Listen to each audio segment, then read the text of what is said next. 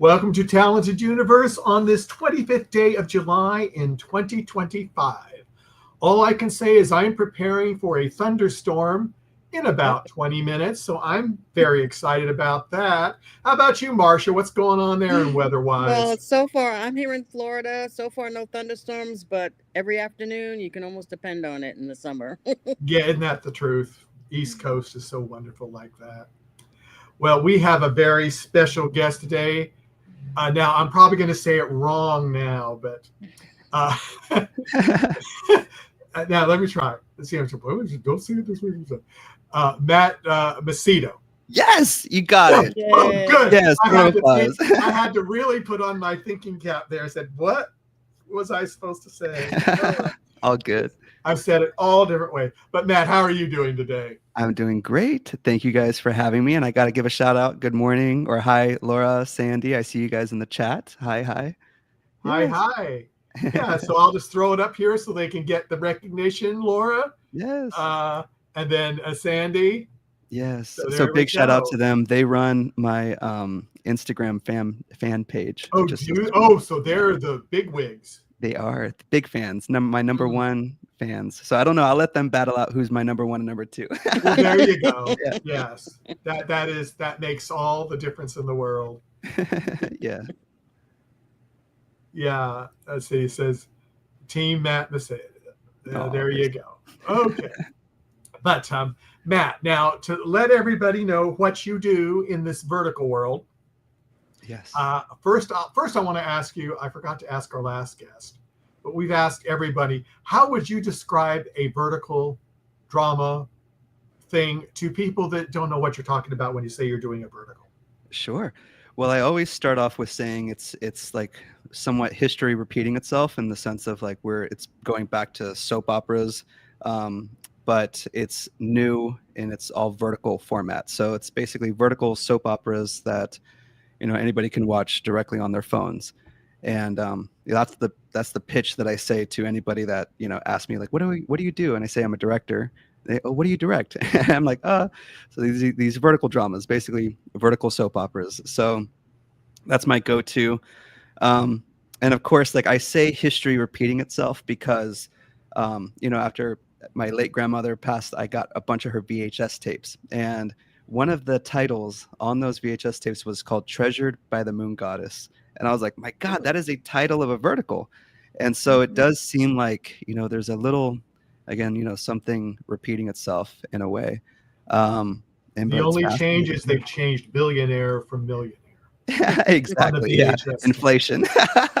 Yeah. Inflation. Yeah. Worked its way Mhm. into these soap operas for sure. Mhm. But yeah, so that's been, the whole thing. And, of course they go beyond soap operas. There's a lot of, fantasy elements, they're starting to dip into like some horror, mafia, all those types of different genres. And so, yeah, they're a lot of fun. And yeah, I mentioned I'm a director.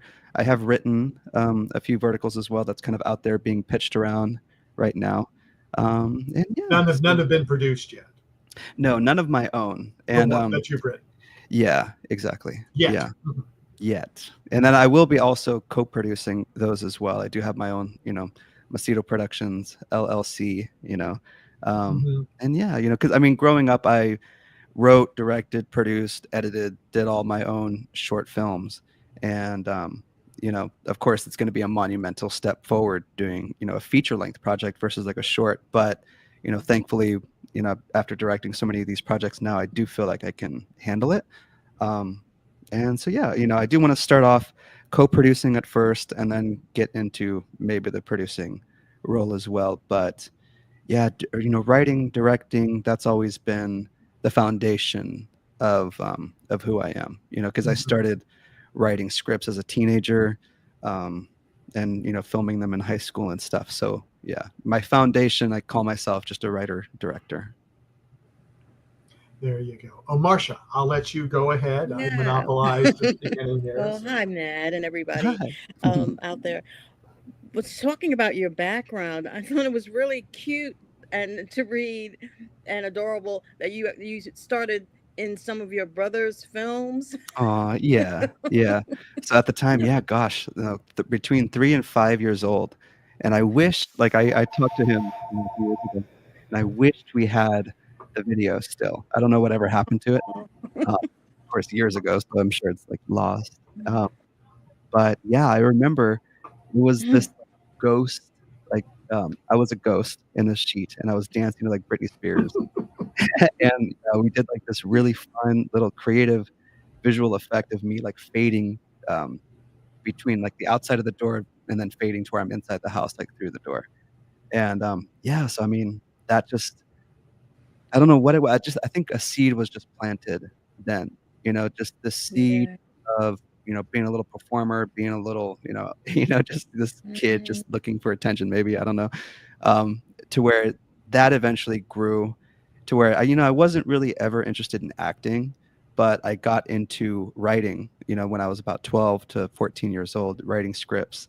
And and when I say like writing scripts, like literally in the same format. So I taught myself um, screenwriting, like the format of screenwriting.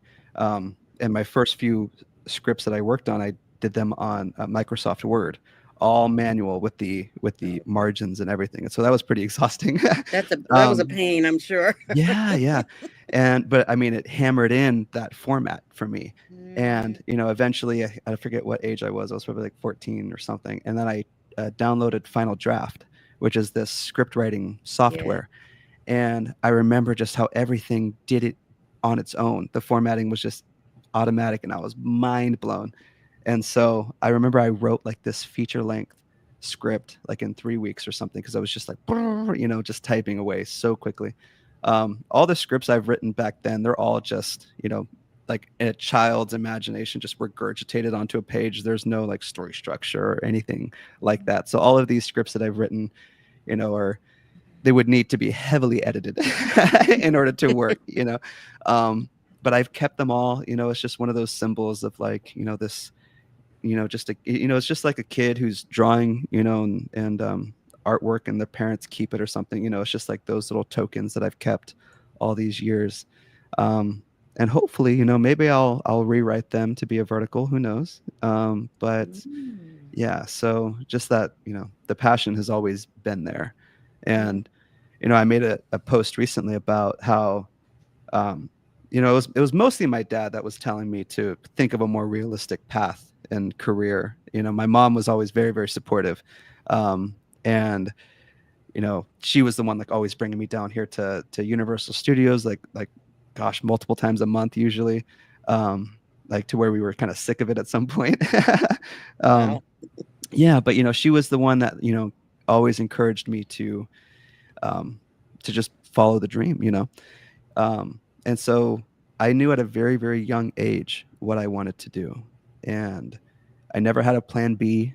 In middle school and high school, I knew having a plan B just meant possibly failing plan A. And that was never going to be an option for me. So I just followed through with the plan, and you never know exactly what the plan is, of course. I didn't even know anything about verticals back in, early 2023 even. So Mm, you have no idea what the path is going to be. And thankfully, I just consider myself, I'm just receptive to, you know, messages, clues, um, mm, try to be intuitive if I can be, know when to say yes, when to say no.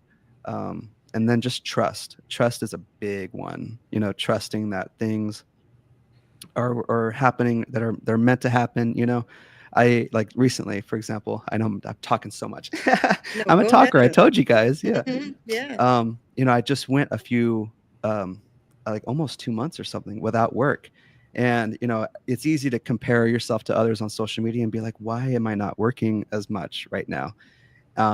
But at the same time, I got so much stuff done that I needed to get done. And so in retrospect, it's like, oh, thank God I had all this time off. So I got everything done, Mhm, and, mhm, so it's a lot of that. It's a lot of trusting that things are happening as they're meant to.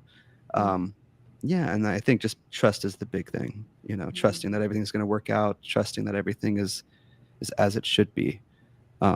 Yeah. And I try to leave myself kind of open to signs from the universe too that, validate that. Like one recently um, was I was chatting with an actor who was in a previous show of mine, and we were just like chatting, just catching up.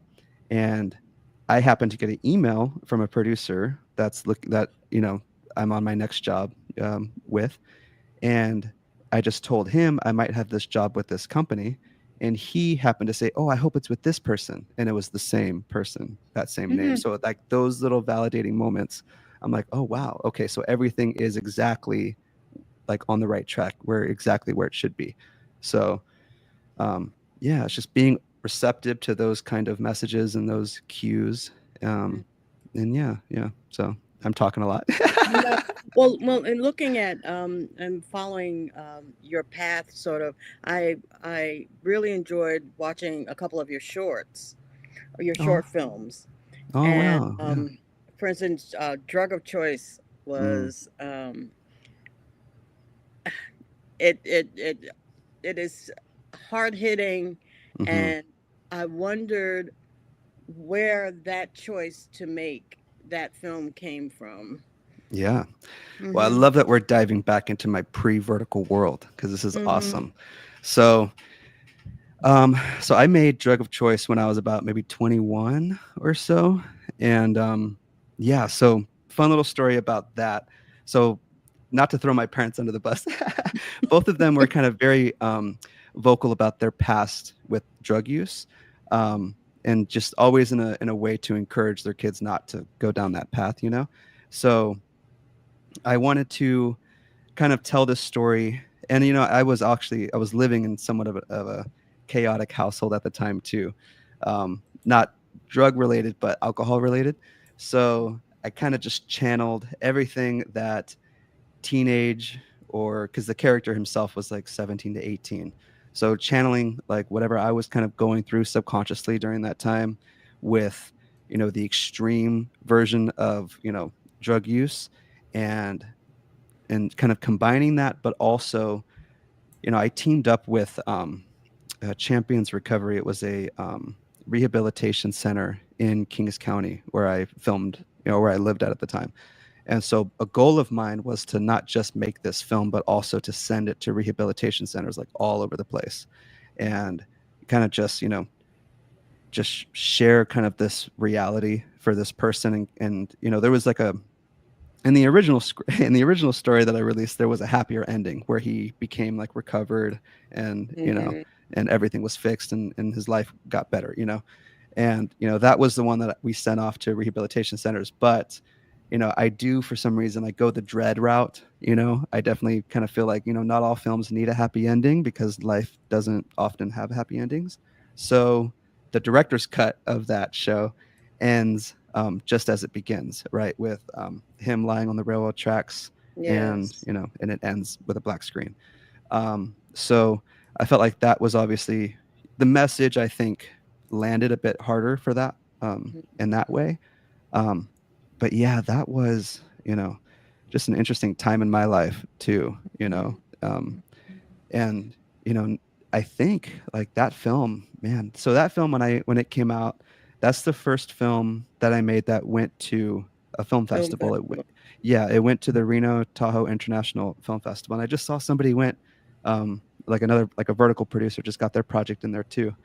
And seeing that it said 2025, it reminded me that mine said 2015. So it was 10 years ago that my Wow. that short film was accepted there.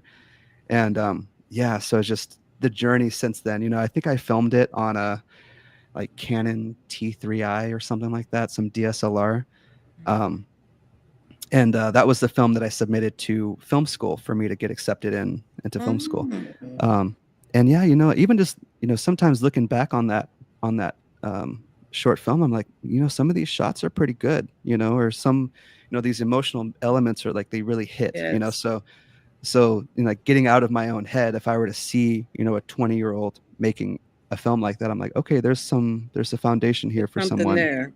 Yeah, like with the right kind of education, with some good, Nurturing. yeah, with some good like Mhm. mentorships and everything. I think there's some possibility there for for some Mhm. good things. um and so a lot of the things that I was doing then was subconscious.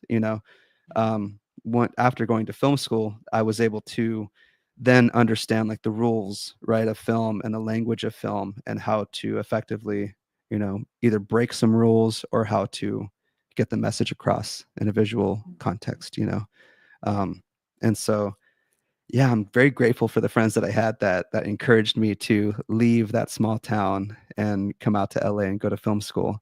And I think in a way, I would have gotten to where I am probably eventually.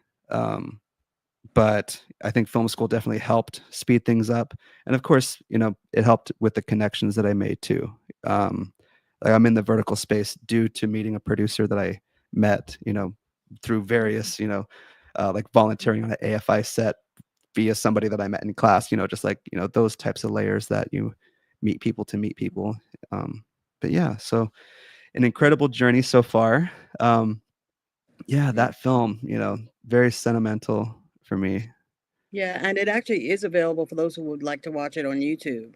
If you'd like Yes. to take a look, I recommend it highly. Yes, yes. Viewer discretion advised. It does have some Yes, abuse, it is hard. drug or Yeah. simulated drug use, that type of stuff. Mhm. It's definitely not a happy film to watch. I would just watch it in the sense of just, if you've seen my verticals, I guess, go back and Mhm. see something that I made when I was 20. And, Mhm. in a way too, like, it's very easy to call these verticals cringy because of, just some of the stuff that we have to do in them. And so it's funny to look back on that type of project that I did and think in a way that it is somewhat and it's better in some ways, it's not as cringy. But yeah, I do eventually hope to get back into the Mhm. that narrative space to be able to tell kind of more of those like, you Mhm. know, realistic, you know, harsher stories. I don't want to say darker stories, but a bit more realistic and Gritty. yeah, yeah. Like holding a mirror up to reality to people, and showing them, that sometimes it's just just the discomfort, in the world today. Um, I love doing comedies too. I haven't been able to do comedies as much as I would want to, Mhm. because I mean that's just my personality outside of film too. I'm always laughing. I'm always having fun. And I think that's why I do like to dive into like the darker um, side of storytelling and like the human psyche in a way too. Um, one of the first, or not one of the first. I want this to be my first like feature film theatrical release project, but I did write a horror script that's not so much you know bloody and gory, but it's like dread filled with atmosphere and tension and things that the character's kind of going through. So yeah, I would really want to dive more into that type of genre, not so much werewolf billionaire Mhm. type of stuff. But the thing that I'm so grateful for working in these verticals is that I'm getting these reps in. I'm working. So many people can often go their whole life without doing a single feature film. And I'm very grateful that even though we don't consider them like feature films, but they're feature film length scripts. So having done as many as I've done, I'm grateful for that. There's not a day that goes past that I lose that gratitude. So yeah, it's easy, when you're on social media to compare to others and, look at other, directors that have probably done over 20 or, actors that have done over 40 or intimacy coordinators that have done over 100. And it's like, my God, and part of me just, I'm so excited to reach that number, to look on my IMDb and see that I've done like 50 verticals or 100 verticals. I'm like, whoa, that'll be an exciting time. But yeah, yeah, How many verticals have you done, if you can remember to count? sure. If I there was a time to where I was somewhat forgetting. Um, but I've directed 13 so far. Yeah. So directed Lucky 13. 13. Lucky number 13. Yes. Yeah. And so, there's a few times, where I've just did projects back to back to back. And of course it's just exhausting. And then I go through a period of not working for a few weeks, like 2 months almost too. Um, and so there is this when you're in-house, which I was technically never in. I don't know. I never signed a contract to be in-house or exclusive to Shortmax, but I was pretty much like in-house with them because I did a lot of projects with them, like 10.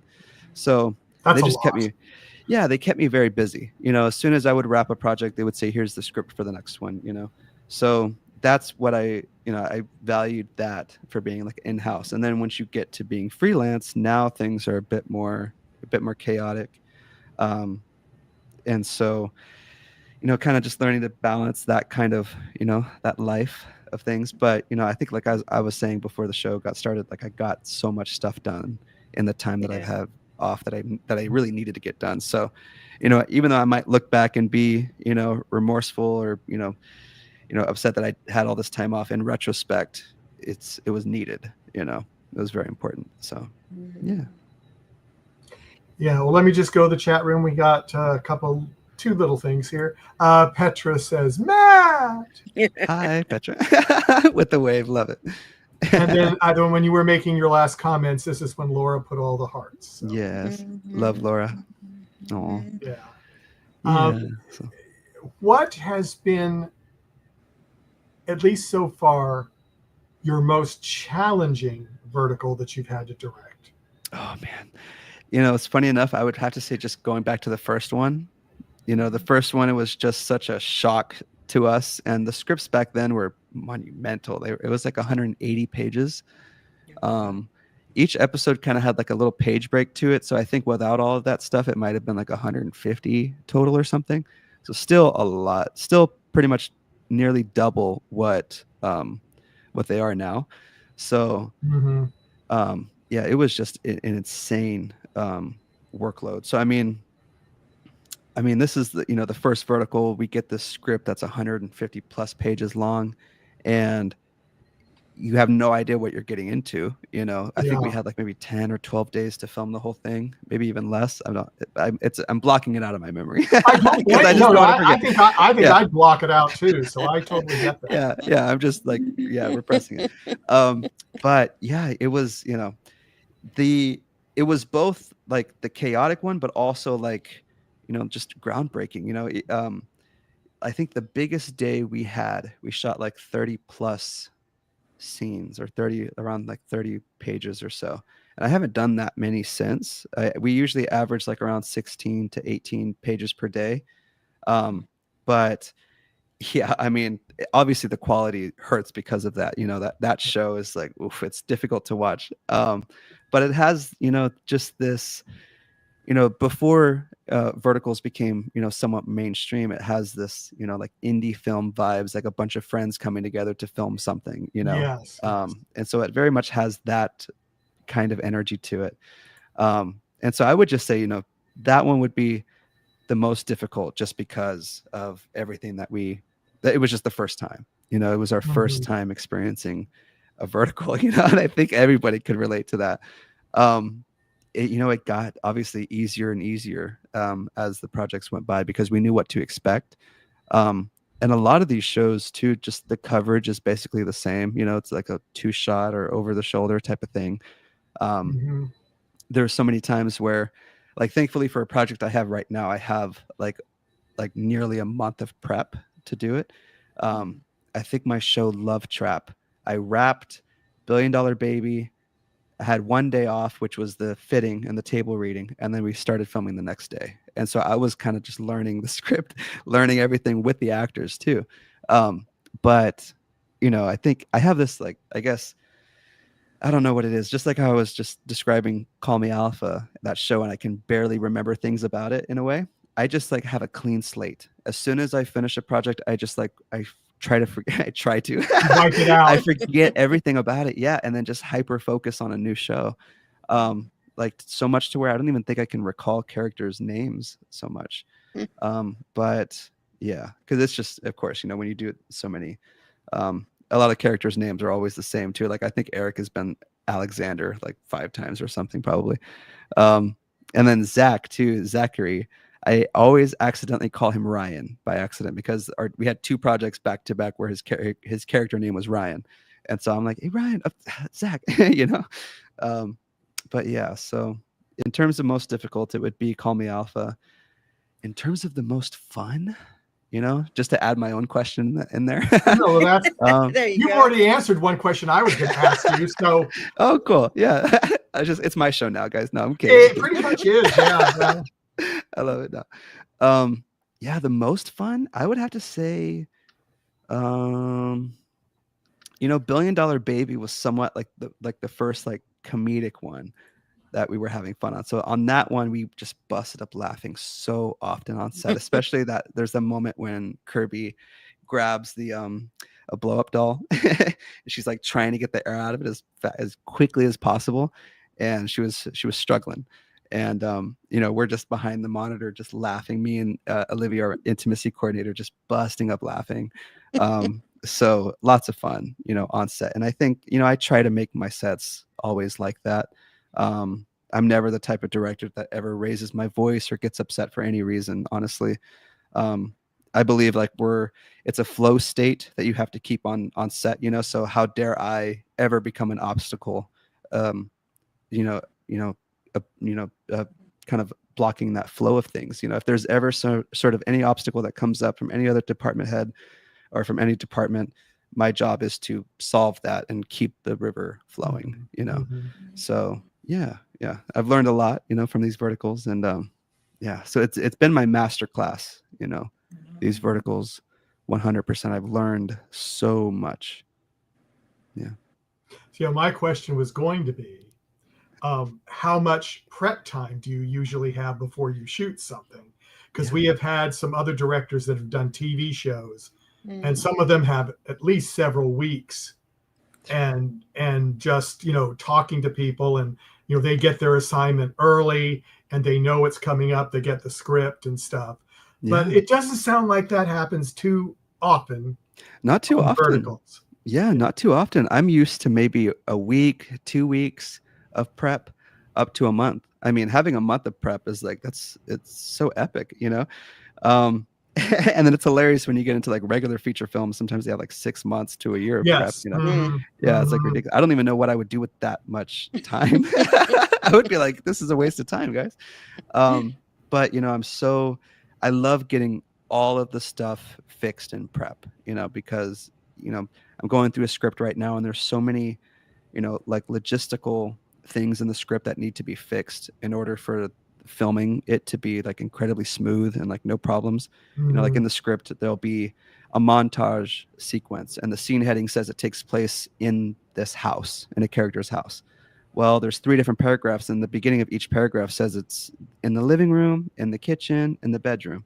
And it's like we have to distinguish each of those scene locations because it's not technically in this house, it's in these locations. So when I get a script, I go through and I try to fix all of that stuff, fix any typos. I'm a bit of a perfectionist, which doesn't help, it can be a double-edged sword in a way.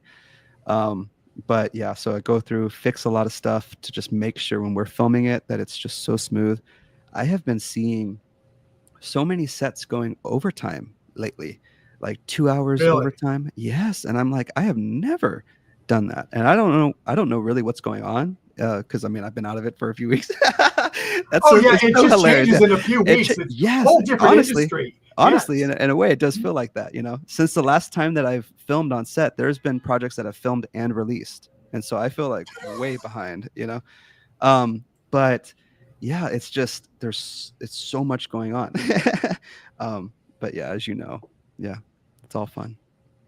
Yeah, and Sandy says, last thing I'm going to go back to Marsha. Sandy says, you truly are amazing.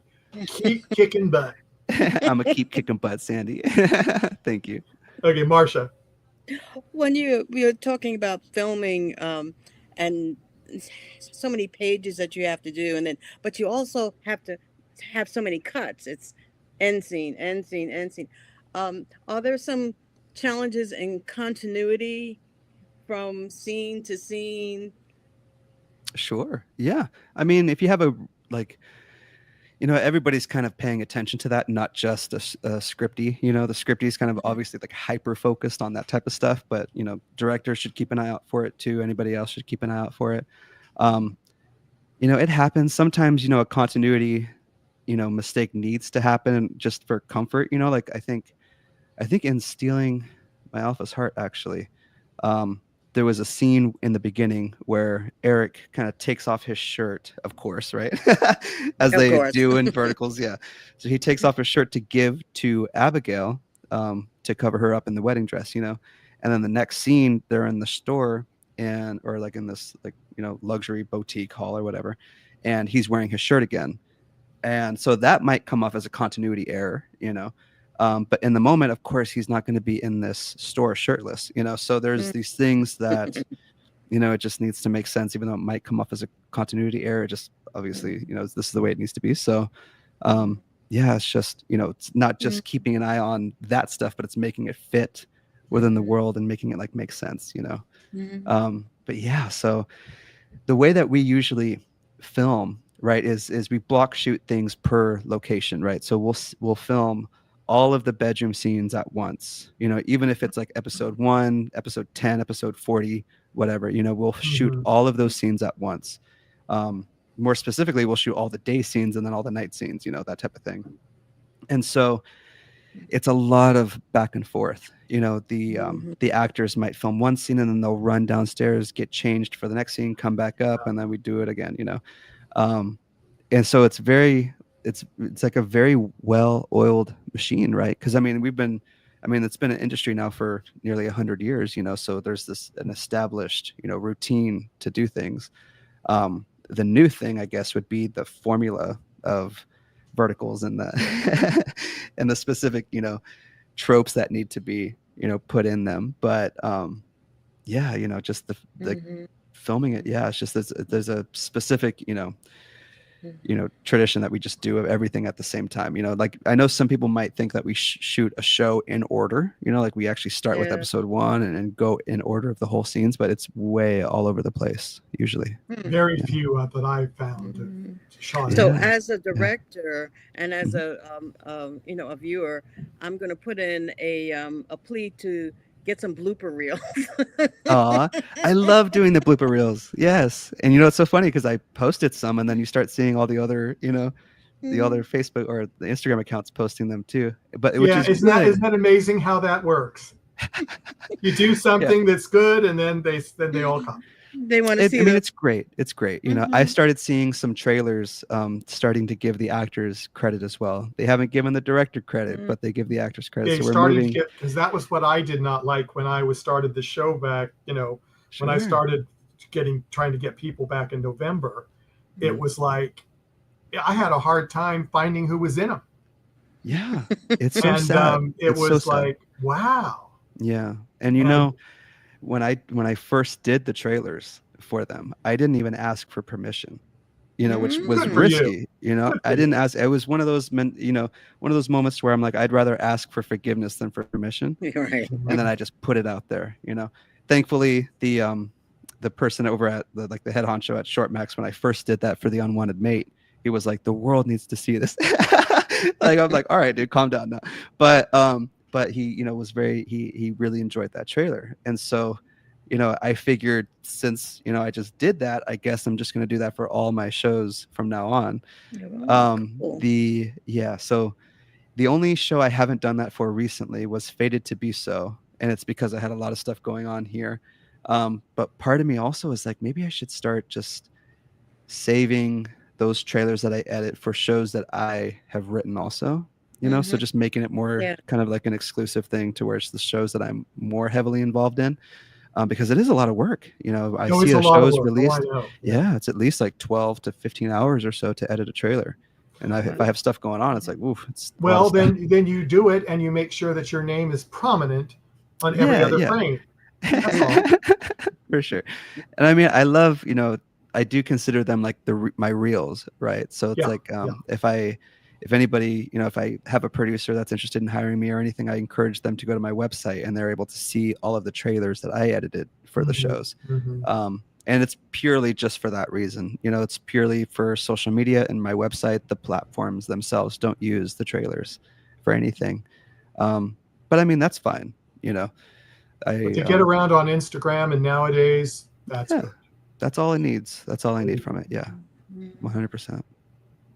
I saw that you had put up a video on directing, So when Oh you're yeah. you're already giving back to Mm. giving to new people who want to know how to do what you do, and Yeah. that's cool. Yeah, 100%. Yeah. Just sharing because I don't know everything, of course, you know.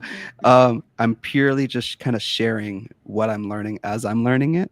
And I just kind of, it's this way that I'm able to kind of just reinforce it within my own, psyche. But yeah, I love just being able to share it with others too. I have a lot of, younger filmmaker friends Mm, from like my old hometown and area too that, I think they I'm like, I think they look up to me, which is weird. No. Um, I think they were in it from the beginning too. When I first started doing verticals, I went actually back to my hometown to film them because much cheaper to film. And, they were, involved. They saw, those early years of the mhm, early year. Keep saying it like it was so long ago. They saw the beginning, and just to see kind of where I am now, I think, they're proud. So I think no. mhm, And so yeah, it's just giving back to them, kind of just and it's just I see myself in them, because I was again, making drug a choice. I was that 20-year-old filmmaker, and I just encourage them just keep going, keep consistent with it, and you will achieve what you want to. So that's the biggest thing. Yeah. As a director, do you find did you or and when you first started or even now find it challenging to listen to others critique your work? No, because I'm my biggest, I'm my worst critic. I don't think anybody could say anything as negative as I say about myself, which is awful, Um, but it's awful. But yeah, I think that's, I guess a way that helps.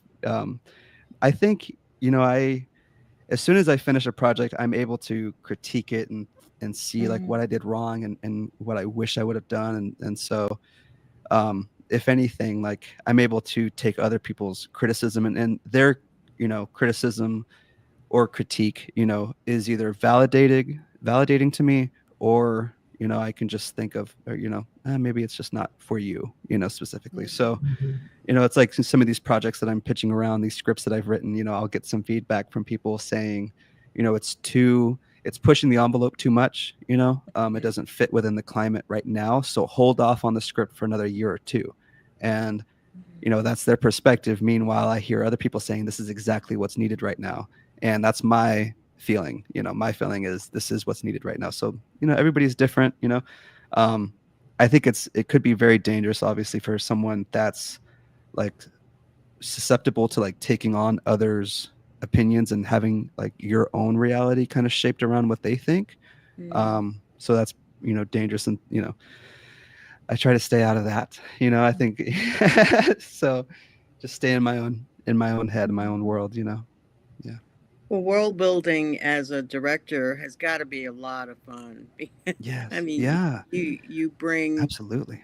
magic to people, and that Mm. lasts forever because once you've made it, it's there, and Yeah. people can watch it and becomes Yeah. inspiration or funny or um, 100%. Yeah. so I That's the I the uh that's the best feeling in the world, being on set and hmm capturing this vision that you had, And it's hmm just, growing up, I was a big believer, still am, but I was a big fan of like the law of attraction and the secret, and like visualizing something and then having it manifest, And I was like, wow, this is like literally that. It's physical. It's like it's manifesting a vision into something physical. And so I was always, fascinated um, by that feeling, on set of capturing something and making it real. And that's somewhat my like habit as a writer too. I usually don't even start with the character or like the theme of the show or the film or anything. I will usually just start with like this vision that I have of this scene of like a reconnection or a moment, right? And then I'll build the world and the characters kind of all around that moment. hmm Um, and yeah, it's just all self-taught, so I don't think so. I mean, that's anybody could come to amazing. me, yeah, and say you're doing it wrong. You're supposed to start with this structure or something like that. It's like no, um, yeah, everybody doing their own thing. But yeah, it's been an amazing journey so far, and hopefully just the beginning. Well, I have to, when you talk about reconnection, I also watched Without Regret, Oh which yeah, yeah, which is uh, about, to me, it's about reconnection in a supreme moment, yeah. and beautifully Beautiful done. story, right? And you Thank can you. also watch that on YouTube, guys. Yes, So please do. Yeah. another That short. one. Yeah. Hmm. So that one was also, that's another short film. So I did Drug of Choice was before film school, and I did Without Regret, Homegrown, and Our Oceans while I was in film school. And Without Regret, beautiful story. So that one was kind of inspired by my like just a three generational like relationship with conflicts and stuff, so it was kind of started off with my mom and her mom, and they had some tension in their relationship, and then just having that kind of reflected on the relationship of with me and my mother, and I'm the kid that's like all into psychology and all Hmm. these stuff, like the little, like the therapist of the family, and so I'm able to see like these generational like curses, right, that are impacting and like going on, impacting generation after generation. And I'm like, I'm the one Yeah. that's like, no, I'm putting the stop to that, and in a way, I just wanted to tell that story. Um, and so it was, it's about this mother and daughter who have like this conflict, this conflicting relationship. And she gets this phone call, the adult mother gets the phone call that her mom is passing away and she's in the hospital. So then it's breeds this whole like, you know the adult daughter feels like she was never wanted, and she ultimately makes this decision to go and reconnect with her. There's that beautiful moment of that mother not being able to communicate to her, Hmm. that she's on that same level, right, that they want to reconnect. And so the adult daughter has that final moment with her, leaves, and then we see that tear fall on Yeah. the mother's eye. Really And beautiful. I'm I'm getting a tear right now. It's oh just beautiful. Just yeah, that was a beautiful. beautiful one. Yeah. Yeah, yeah. So when that kind of moment, I do see subtleties of that kind of inspirational direction in your work now. I know Mm, it can be difficult to put it into. yeah, yeah.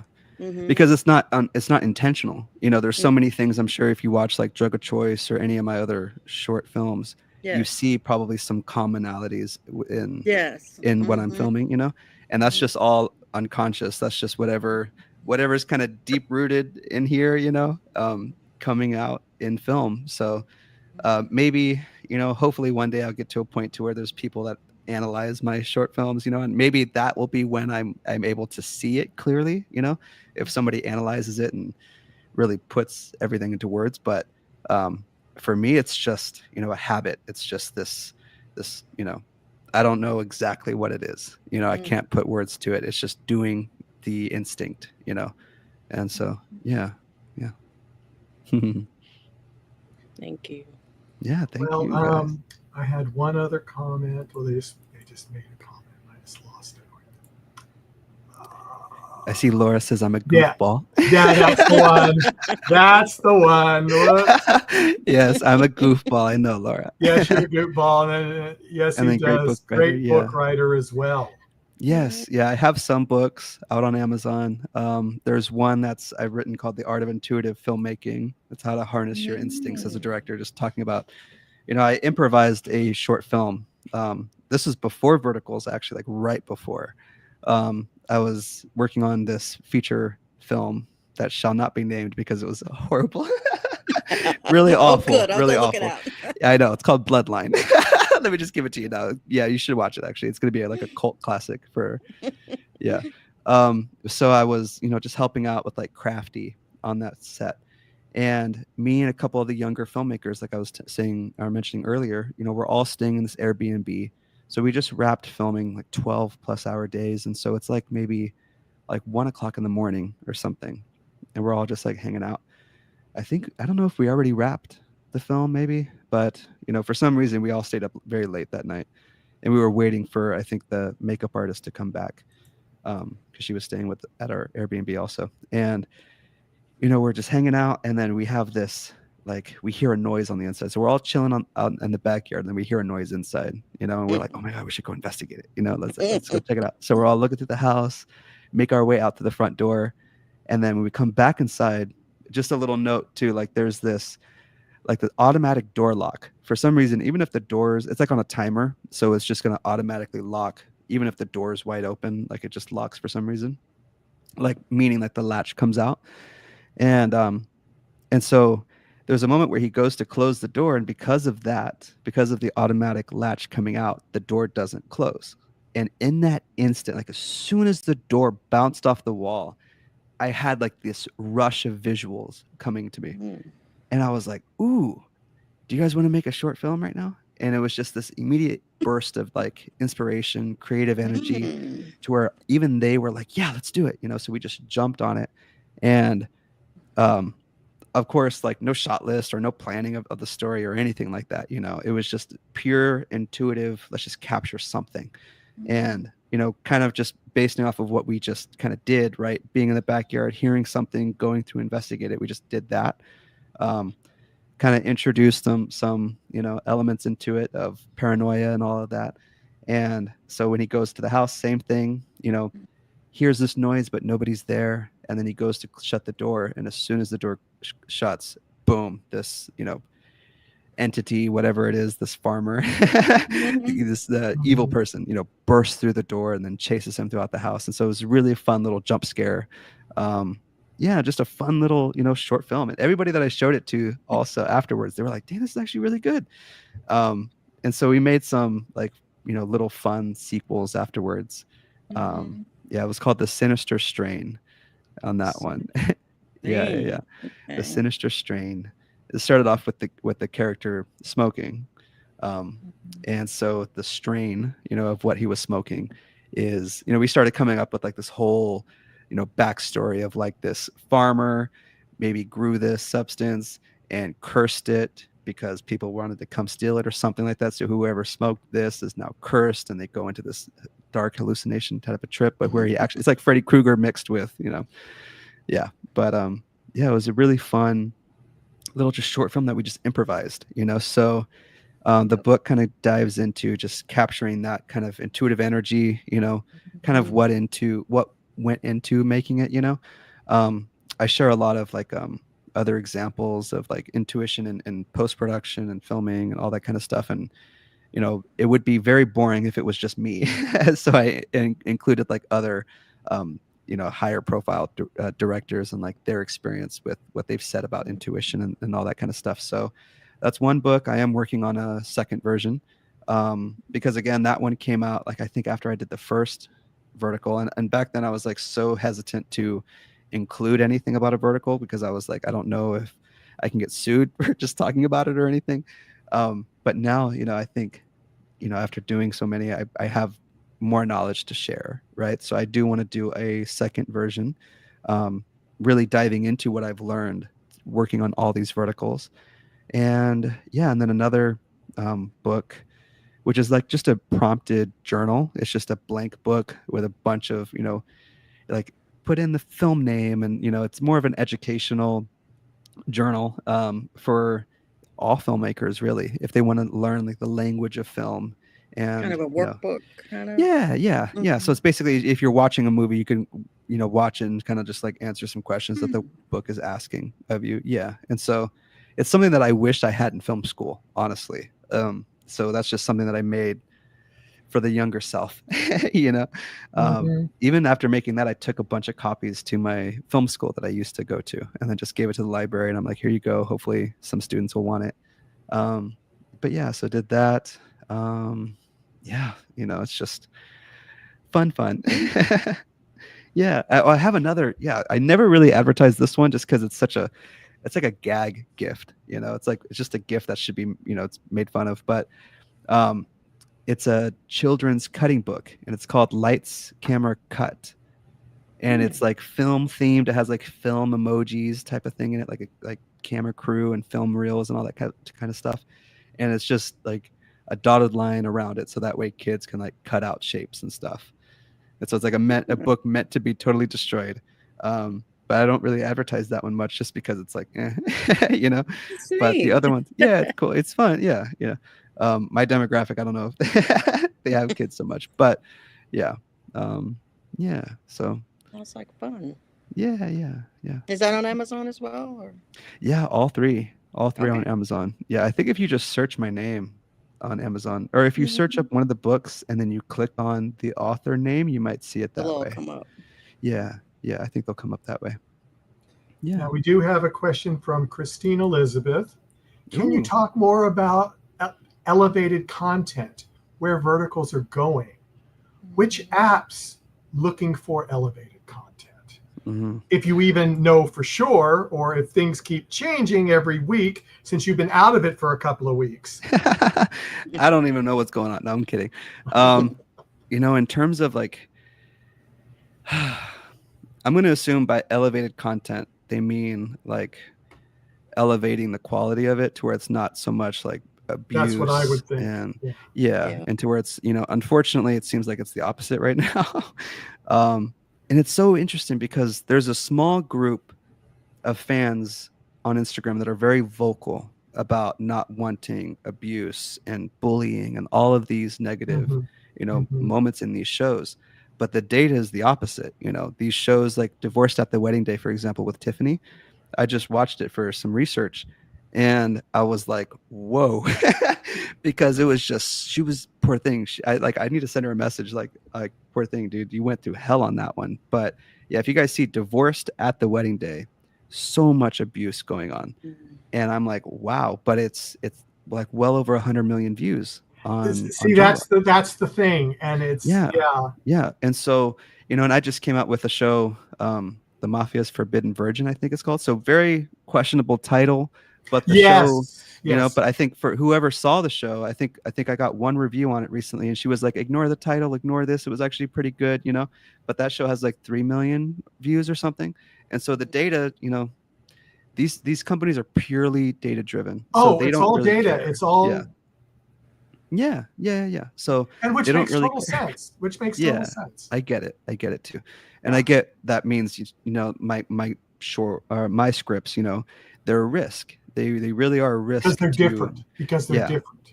they're Yes. different, but at the same time, it's like we need something different. You go on these platforms and everything looks the same. All these titles look the same. Sometimes the Um, stories are the same, well, exactly the same. almost identical. Yeah, yeah. Yeah, So Change the yeah, fans who names do want not something protect different anybody. need to be yeah, more vocal. yeah, exactly. And so I'm trying, like I'm trying to get it out there. I'm trying to Mm-hmm. give the fans what they want. Um, but it's just convincing these platforms that that's what they really want. They're only going to do it data driven. They're only going to do it if the Oh, data says absolutely, to. So absolutely. yeah, yeah.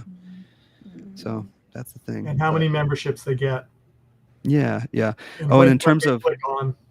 yeah, and in terms of like the platforms, I mean, I think I've been seeing like I think it's Candy Jar, Galetta TV or something like that they Mhm. changed their name to. I They think changed they their name. Yeah. Yeah. yeah, yeah. That platform is looking like they just did a show Chasing Kiara or something.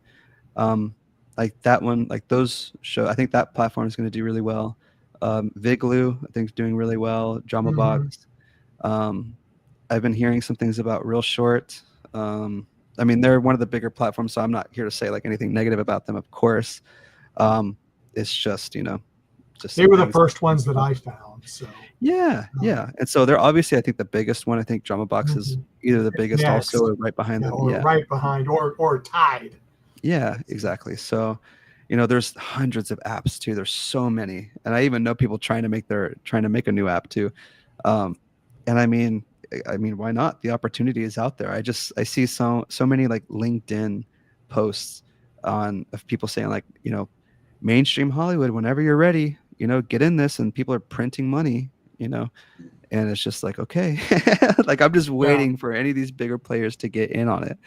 Mhm. Hopefully, by next year or something, we'll see. I think I saw that like they're hesitant because it's all non-union still. They have to wait till it gets union or something. But Yes. Uh huh. yeah, That is it. But I would like to say thank you, Sally Mulligan Quintara, for the like on Facebook. We do appreciate that. Oh, And, thank you. and if you are watching, subscribe, like, follow our social media. So if we happen to pick up somebody else that you really would like to sit down and ask some questions to, so you won't miss it live, because you can't ask the questions when we're not live, sadly. So people try, and I write them if I can. I mean, that when we especially the one week we did 5 vertical people, actors. Oh yes, Campus Rivals, right? Was that Campus Yeah, It was Rivals? that week. Yeah, It was very cool. no, I'm talking about separate shows. But separate shows. Oh, in 1 I week. see. Oh, We wow. had 5, and that Oh, wow. Campus Rivals was one of them. Mhm. So Wow, double we whammy had there. 9 or 10 people, because I think one of them was a double. So yeah, it was a little much, but Mhm. we recouped after a week or two, didn't we, Marcia? Yes, we did.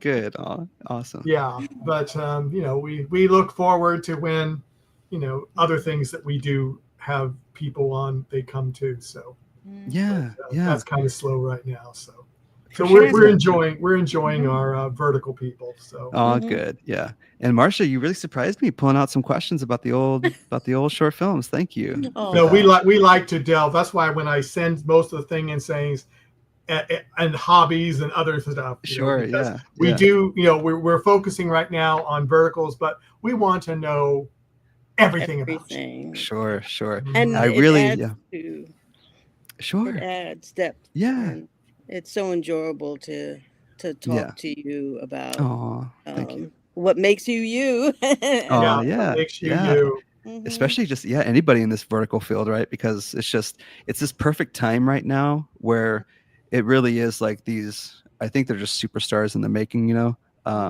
I'll scroll Facebook and I'll see like these edits of Eric and Jeff and all these Yeah. people that I've worked with, and I'm like, whoa, and I'm Yeah. like, Can I get wow, your like they're autograph? blown. Yeah, I know, right? No way. But yeah, it's just, we're still in this like infant stage where you're able to reach out to them and message them on Instagram, and like they're so Yeah. kind and they're so personal They to where are. they will They message you are. back. So yeah, we're in this wonderful stage right now.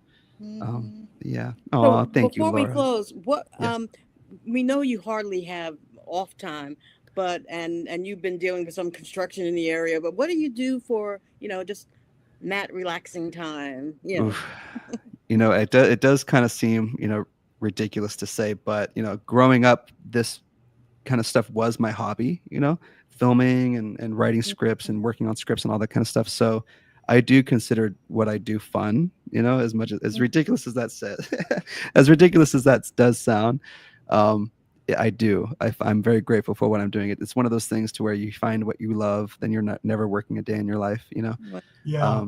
Yeah, that, playing with my cats, cleaning, organizing, gardening would be a big thing. I do love, I believe like our gardens are like physical representations for how we're doing, inside. If you have that time to tend to your garden, water it and pluck all the dead stuff off, then that you're present in your own, reality. So Beautiful. yeah. If all that, yeah. I see you've got some vines there on the window. Oh yeah, Are those those are are fake. those real? Or is that real? They're fake. They're fake. Yeah, those are But fake. Yeah. but it brings green inside. Yes. Absolutely. I do have a lot of plants around, especially, my front, I have like so many hanging plants, and then in the back too, my back patio, I have tons of plants as well. Try to keep myself surrounded by plants and succulents and all that good stuff. Beautiful. Yeah. There you go. Yeah. Well, Yeah, on thank you, guys. behalf of Marcia and myself, thank you so much, Matt, for coming. Aw, And thank you, guys. Laura posted something at the end here. It's a great show. Thanks for having Matt on. He's the Aw, best. She's He the is best. he's a great person. It has been wonderful to have you on.